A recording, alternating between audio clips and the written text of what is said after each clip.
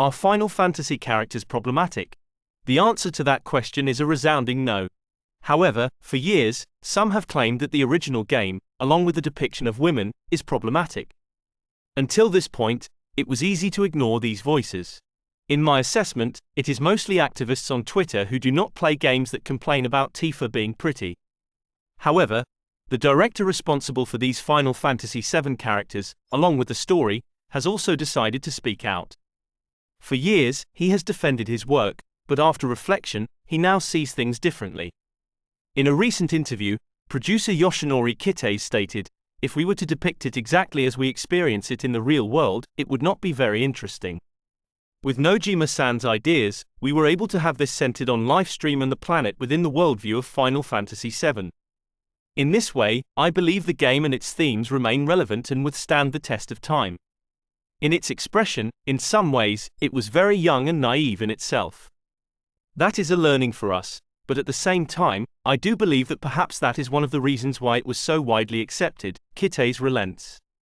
It's not perfect, and it's kind of uneven and jagged in its young and naive nature of its depiction.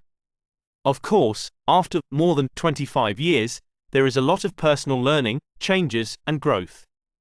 But looking back on it, some parts of it, I am a bit embarrassed. Now, obviously, this is his work. Thus, he is allowed to reflect on it in any way he wants. However, the public might not be in full agreement, and there are some obvious reasons why. Over the last few years, there has been an active drive to update games and entertainment for a modern audience. What this means is removing everything that people might deem offensive.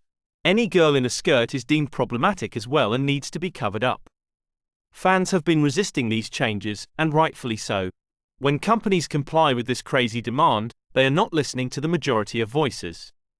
Instead, they listen to a few outspoken people on Twitter. The truth remains that people simply want to play a good game with pretty characters. This is true, at least most of the time. If you do not believe me, let's go over the list of the most popular AAA games. Final Fantasy characters, in particular, have been attacked for years now. Along with them, the story and depictions have been criticized as well.